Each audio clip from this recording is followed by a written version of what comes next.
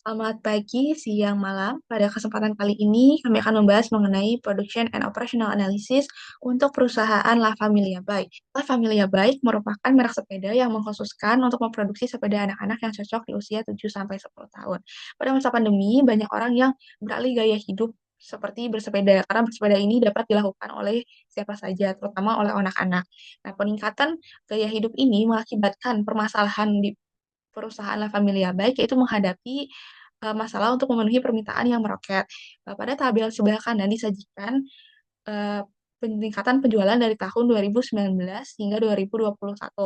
Maka dari itu kami akan membahas mengenai cara analisis untuk production and operational analysis. Forecasting sendiri merupakan alat penting dalam mendukung pengambilan keputusan strategis dan operasional di sebuah perusahaan. Dalam perusahaan konteks La Familia Bike ini, teknik forecasting digunakan untuk memprediksi penjualan di masa depan berdasarkan data historis penjualan selama 3 tahun terakhir. 4 metode digunakan pada analisis ini yaitu ada time series decomposition, moving average, Holtz, dan juga Winter, di mana masing-masing metode ini memiliki pendekatan dan karakteristik yang berbeda dalam mengolah data, sehingga perlu dilakukan analisis perbandingan untuk menentukan metode yang paling sesuai dengan pola data penjualan dari perusahaan La Familia Bike. Dapat dilihat dari slide bahwa terdapat 4 grafik hasil perbandingan sales dan juga forecasting dari setiap metode. Untuk tabel di sebelah kanan dapat dilihat tabel tersebut merupakan rekapan yang menunjukkan nilai error dari masing-masing metode berdasarkan 3 faktor utama, ada MAPE, MAD, dan MSE, di mana MAP ini mengukur kesalahan absolut rata-rata dalam bentuk persentase terhadap nilai aktual. Sedangkan untuk MAD yaitu rata-rata dari selisih absolut antara nilai aktual dan nilai ramalan. Dan MSE merupakan uh, hasil yang mengukur rata-rata kuadrat dari selisih antara nilai aktual dan nilai hasil ramalan. Dari data sebelah kanan ini dapat dilihat bahwa metode Holtz memberikan hasil yang paling akurat dengan nilai MAPE, MAD, dan MSE yang terendah dibanding metode lainnya. Akurasi tinggi dari metode Holtz ini menunjukkan bahwa metode ini mampu menangkap pola tren naik yang konsisten dalam data historis penjualan perusahaan. Data planning sendiri merupakan proses strategis yang digunakan untuk menentukan pilihan terbaik dalam meningkatkan kapasitas produksi guna memenuhi permintaan konsumen yang diproyeksikan berdasarkan hasil peramalan atau forecasting sebelumnya. Dapat dilihat pada tabel sebelah kiri, di mana data-data tersebut merupakan data-data pendukung terkait variabel yang dibutuhkan untuk analisis agregat planning, di mana perusahaan ini memiliki beberapa pilihan strategi perencanaan agregat planning, di mana dari hasil perhitungan-perhitungan yang telah dilakukan dari keempat metode ini dapat dilihat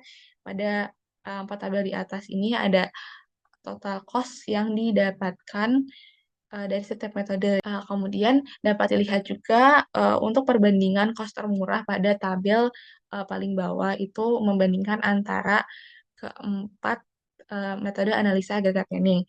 Untuk metode Zero Inventory Plan diketahui bahwa sebagian besar total biaya berasal dari biaya produksi. Hal ini menunjukkan bahwa strategi Zero Inventory Plan sangat bergantung pada proses produksi yang aktual, karena metode ini menghindari penyimpangan barang terjadi dan memproduksi hanya berdasarkan permintaan yang ada.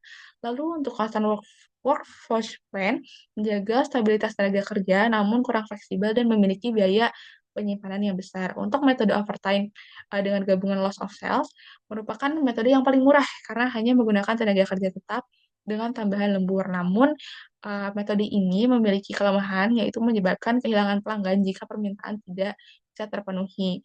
Apalagi tujuan untuk mengatasi permasalahan di Familia Bike ini yaitu terkait peningkatan penjualan. Maka dari itu untuk overtime loss of sales ini sangat berisiko jika dipilih.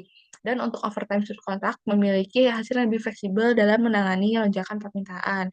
Meskipun biayanya lebih tinggi dibanding metode overtime plus loss of sales, namun strategi overtime subkontrak ini dapat dipilih karena bisa menjaga keseimbangan antara biaya produksi dan kemampuannya untuk memenuhi permintaan pelanggan.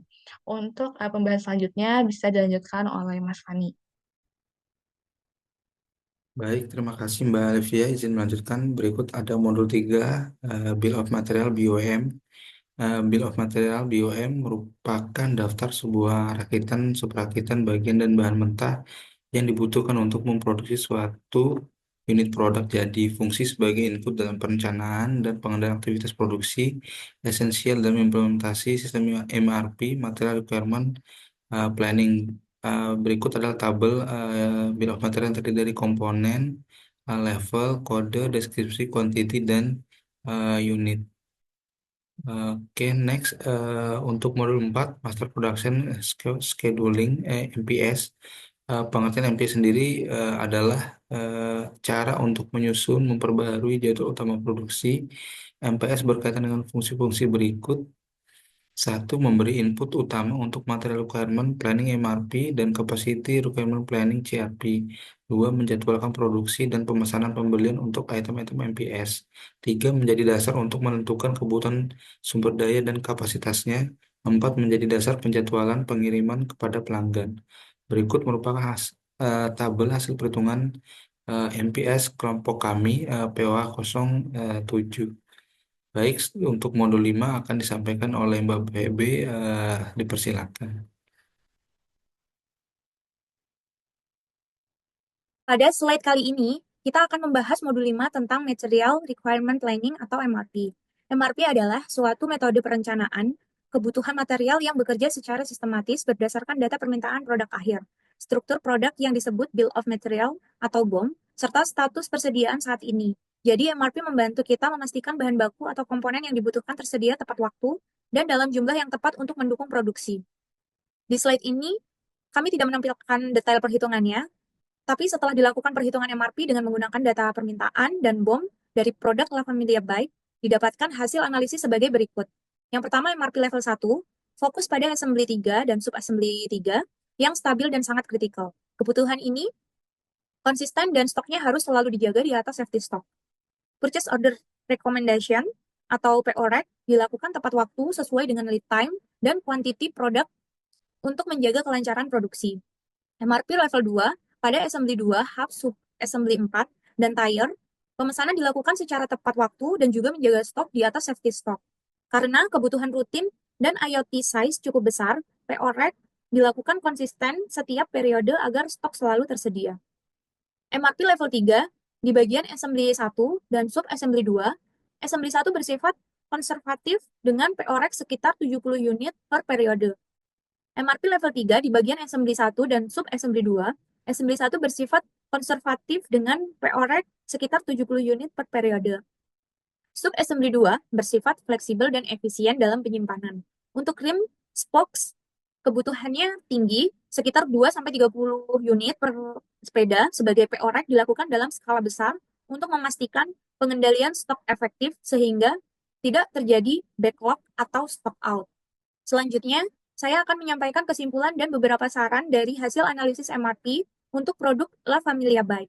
Kesimpulan yang pertama, MRP diterapkan secara sistematis, mulai dari kebutuhan bruto hingga jadwal pemesanan. Dengan memperhitungkan lead time, IoT size, dan safety stock, ini memastikan perencanaan yang akurat dan tepat waktu.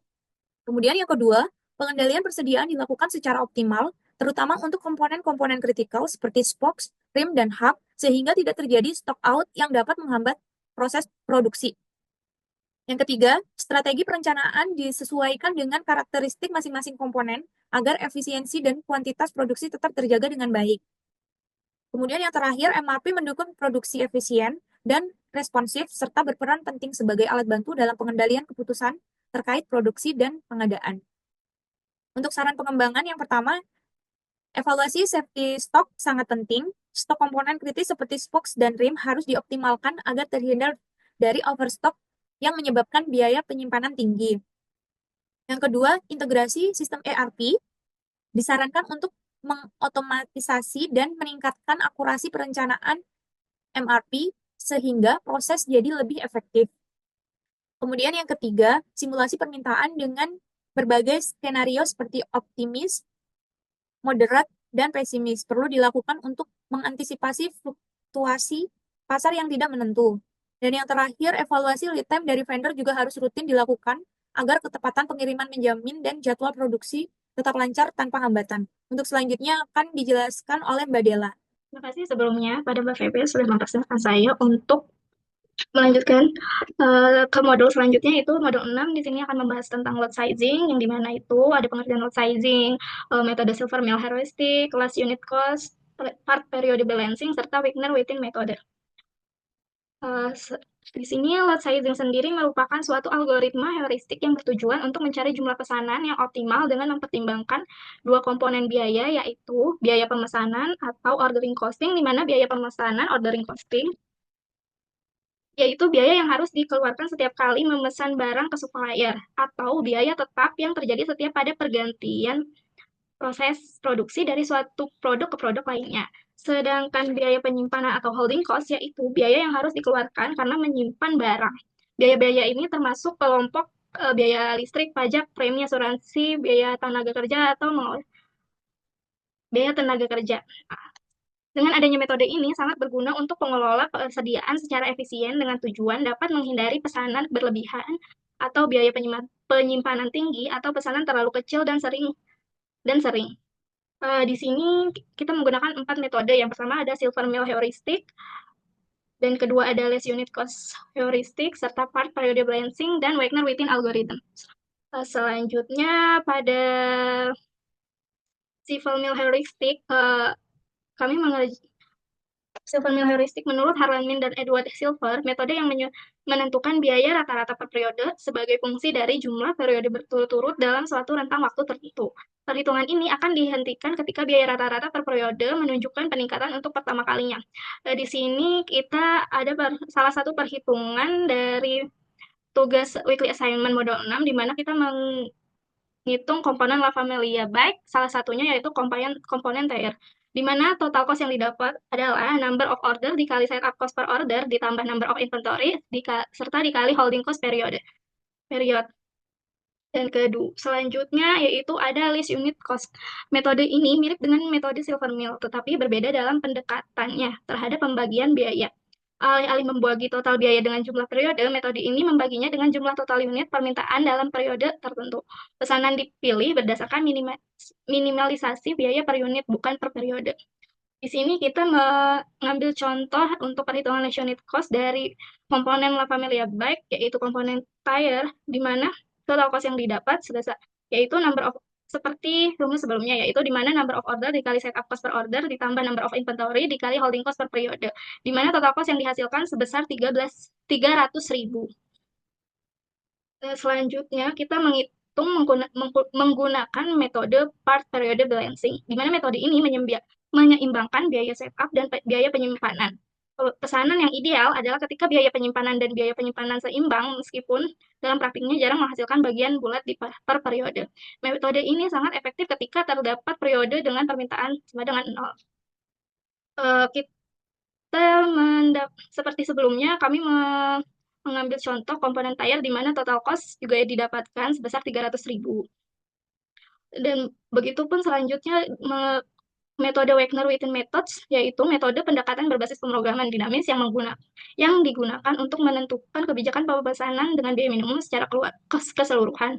Metode ini mengevaluasi semua kemungkinan kombinasi pesanan secara implisit untuk menemukan solusi yang paling optimal, di mana terlihat bahwa metode Wigner-Wittin ini menghitung setiap periodenya, yaitu mulai dari periode 1, periode 2, periode 3, periode 4, periode 5, periode 6, periode 7, 8, sampai periode 12.